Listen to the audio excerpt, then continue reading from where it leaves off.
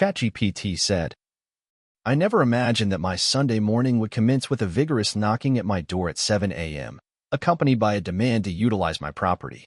Residing on a 5-acre parcel at the periphery of Oakwood Estates, a distinguished neighborhood where my modest home starkly contrasts with the surrounding million-dollar residences, I often feel like the odd one out.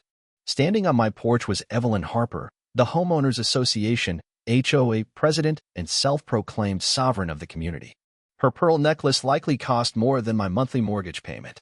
We need your field for overflow parking tonight, she declared, her tone leaving little room for negotiation. Senator Thompson's daughter is celebrating her Sweet 16, and we're expecting over 50 guests with premium vehicles. I blinked, still groggy from sleep. My field? The one I invested $112,000 in landscaping last month? Evelyn's smile was devoid of warmth. It's just for one evening. The party starts at 6 p.m. I'm sorry, but I can't allow that. The recent rain has caused drainage issues. Her facade slipped instantly. Listen, she interrupted, jabbing a manicured finger at my chest. This isn't optional. The Thompsons are influential people. Your little patch of land is just sitting there unused. My blood began to simmer, but I maintained a steady voice. It's not unused. It's private property that I pay taxes on. That's when she played her trump card, her lips curling into a sneer. Remember that property line dispute last year? The board has been revisiting that issue. It would be unfortunate if we had to pursue it again. I felt my face flush. Last year, the HOA had attempted to claim my fence was 2 feet over the community line, threatening daily fines until I disproved their claim with a professional survey that cost me $1,700. An idea began to form. You know what? I said. Fine. They can park here. Evelyn's expression shifted to smug satisfaction. I knew you'd be reasonable. I'll inform everyone to arrive around 5:30. As she walked away, her designer heels clicking down my driveway, I began to strategize. If they wanted my land so badly, they were going to pay for it, just not in the way they anticipated. After Evelyn left, I sat at my kitchen table, contemplating. These were the same people who cited me last spring for my grass being half an inch too tall while I was recovering from surgery. The same HOA that tried to fine me $200 because my mailbox was non-regulation beige instead of the approved sandstone.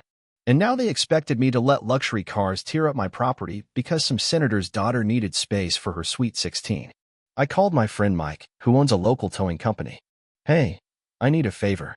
How quickly can you get me some temporary fencing, a booth, and maybe a couple of signs? What are you planning? I could hear the smile in his voice. A premium valet service, I replied, the idea crystallizing as I spoke. I'm thinking $50 per car. 2 hours later, Mike arrived with his truck loaded with supplies. We spent the afternoon setting up a professional-looking entrance to my field, complete with a payment booth and a neat row of numbered parking spots marked with stakes. We installed a chain-link fence with a gate across the only exit. I printed official-looking tickets and a large price list, $50 for standard parking, $100 for premium spots under the shade trees, and $150 for expedited exit service. At 5:15 p.m., I donned a crisp white shirt, black pants, and a red vest I had from an old Halloween costume. I looked like I ran valet services for a living. Mike stationed his tow truck just out of sight down the road, just in case. At 5:30 sharp, the first Mercedes pulled up. A middle-aged man in an expensive suit lowered his window, looking confused. Good evening, sir. Welcome to premium event parking, I said cheerfully. That'll be $50, please. His brow furrowed. I'm here for the Thompson party. The HOA said we could park here. Absolutely correct, sir, I nodded professionally. And I'm providing a secure, organized parking service for the event. Cash or card? I'm not paying to park at a birthday party, he scoffed. I gestured to my empty field. Sir, this is private property. The HOA has no authority to offer my land for free. You're welcome to find street parking, though I hear it's quite limited tonight. After a moment of stunned silence, he reluctantly handed over his credit card. As I processed the payment, I noticed Evelyn's Lexus turning onto my street. Her expression through the windshield was like watching a storm cloud form in real time. She screeched to a halt, nearly hitting the car I was servicing. What do you think you're doing? She hissed, not even bothering to close her car door as she stormed over. Providing parking services, as agreed, I replied calmly, handing the first customer his receipt. Did you really think I was going to let 57 luxury vehicles park on my property for free? Evelyn's face turned a shade of red I didn't think was humanly possible. This is extortion. We had an agreement. Did we? I pulled out my phone. Would you like to show me where I signed anything? Or perhaps you'd like to explain to everyone why you threatened me with false property violations if I didn't comply with your demands. I wonder if Senator Thompson would be interested in that conversation. Have you ever seen someone realize they've completely lost control of a situation they thought they owned? The look on Evelyn's face was priceless, and the line of expensive cars behind her was growing longer by the minute. This isn't over, she snarled, yanking out her phone. I'm calling the police. Perfect, I smiled. I'd love to file a report about HOA harassment and attempted coercion. While we wait for them, would you like standard or premium parking? You're holding up the line. 2 police cruisers arrived 20 minutes later, lights flashing but no sirens. By then, I had already parked 15 cars at $50 each and 3 under my premium shade trees at $100 a pop. Evelyn had been pacing furiously, making calls and turning away vehicles, telling guests to just park on the street until this misunderstanding is cleared up. Officer Rodriguez approached us first, a no-nonsense woman who had responded to noise complaints in the neighborhood before. What seems to be the problem here? Evelyn launched into her version before I could speak. This man is extorting party guests. We had an arrangement for him to allow parking for my event, and now he's charging outrageous fees. The officer turned to me. Sir, I kept my voice calm. This morning, Ms. Harper came to my property and demanded I allow parking for a party. When I initially refused, she threatened me with false property violations through the HOA. I never agreed to free parking. This is my private property, and I'm well within my rights to charge for its use. Officer Rodriguez nodded slowly. Do you have any evidence of these threats? Just my word against hers, I admitted.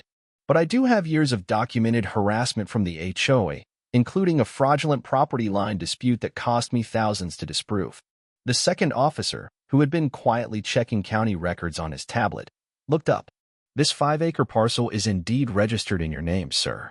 All taxes are current, and there are no easements or community use agreements on file. He turned to Evelyn. Ma'am, did you get written permission to use this land? Evelyn's posture stiffened, but her voice faltered. We had a verbal understanding. No, I interjected, calmly but firmly.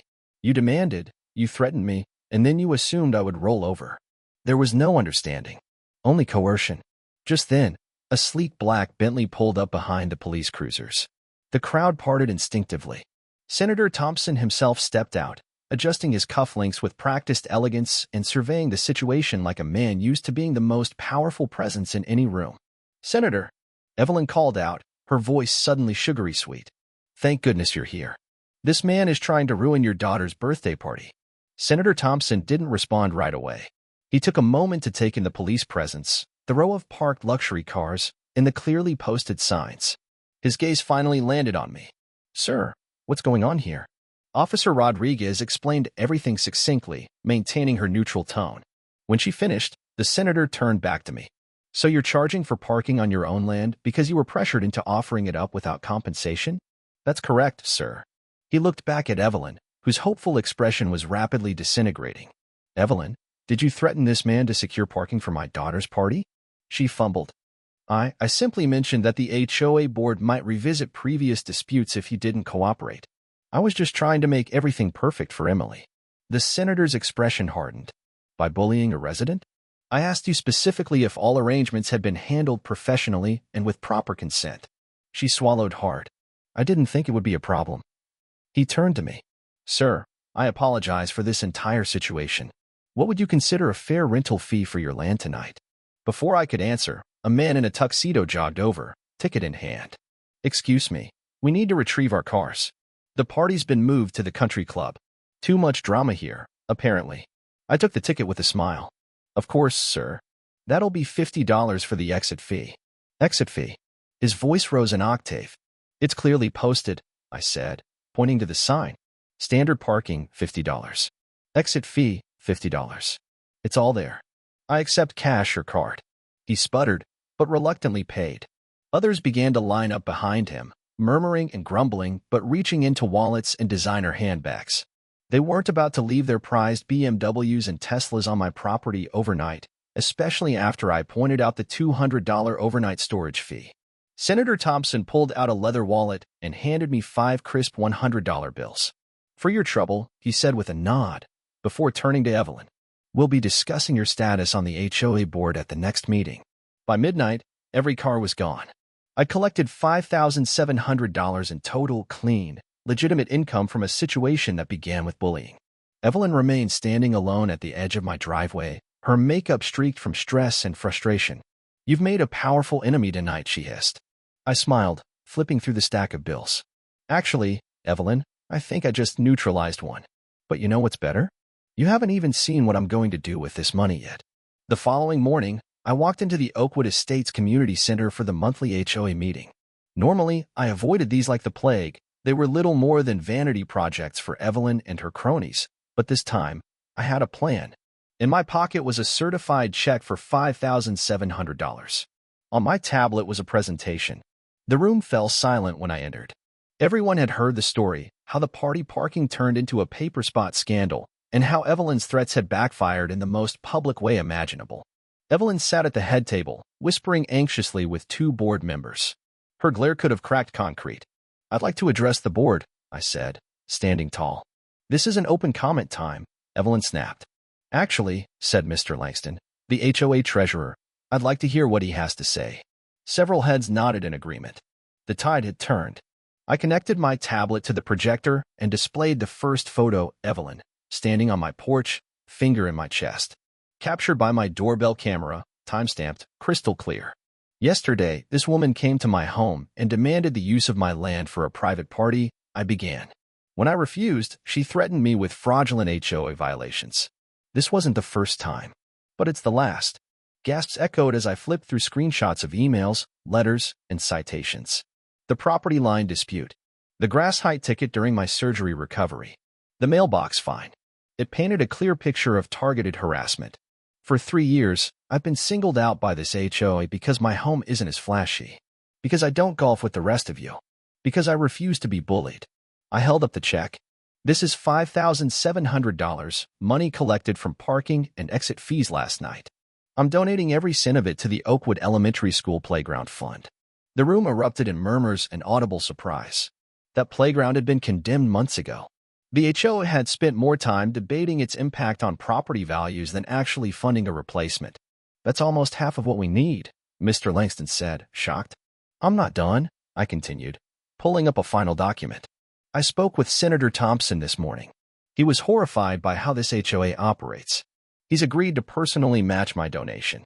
Gasps turned into applause. For the first time since I'd moved into Oakwood Estates, the room felt unified. Evelyn stood abruptly. This is a publicity stunt. He sabotaged Emily's birthday. From the back row, Senator Thompson stood. I had asked him to come, uncertain if he would. His presence spoke volumes. Sabotaged, he said sternly. No, Evelyn. The sabotage came from your dishonesty. You misrepresented this arrangement, bullied a resident, and embarrassed yourself in this community. He stepped forward and addressed the room. I reviewed your HOA bylaws. Nowhere does it grant board members the right to threaten or coerce homeowners. And based on what I've seen today, this wasn't an isolated case. Other residents began to speak up. Stories of rules enforced selectively. Violations written out of spite. Fines imposed based on personal vendettas. It was like the dam had burst. By the end of that meeting, Evelyn and 2 board members had been voted out. Mr. Langston was appointed interim president. A new committee was formed to rewrite the bylaws, focused on fairness and transparency. They asked me to join that committee. 6 weeks later, the new playground was finished. A small bronze plaque at its gate reads, "Funded by the community. For the community. Everyone belongs here." As for Evelyn Harper, she put her house on the market a month later. Rumor had it she couldn't handle the whispers, the stares, or the fallout. The last time I saw her, she was overseeing the loading of her moving truck. I walked over, unsure what to expect. "Come to gloat?" she asked bitterly. "No," I said. "Just returning something." I handed her the citation for my mailbox, still slightly crumpled from the day I received it. "I think this belongs in your past, not mine." She looked at it for a long moment before crumpling it again. Without another word, she got in her car and drove off. That was 2 years ago. Our HOA still exists, but it's changed. We focus on improving our community, not enforcing petty rules. My neighbors talk to me now, not at me. We help each other. We grow together. Sometimes the best way to fix a broken system isn't to destroy it. It's to expose it, redirect it, rebuild it. So if you're facing entitled people who think rules don't apply to them, remember my story. Sometimes, standing your ground isn't just about winning. It's about changing the game entirely.